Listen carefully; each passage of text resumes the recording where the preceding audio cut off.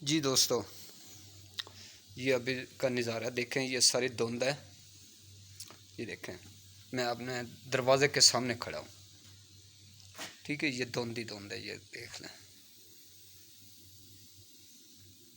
ये सारी धुंध है।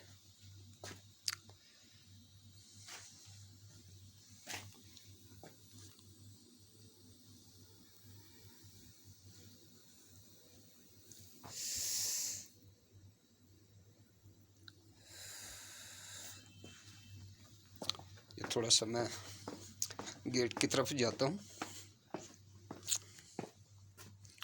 ये देखना, पूरी धुंध है। आज तीसरा चौथा दिन है हम आए हैं, इसी तरह ही मौसम है और मुझे बहुत ठंड लग रही है। ठीक है,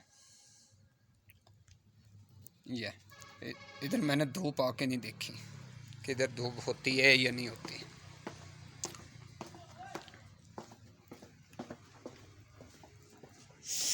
ये देख लें,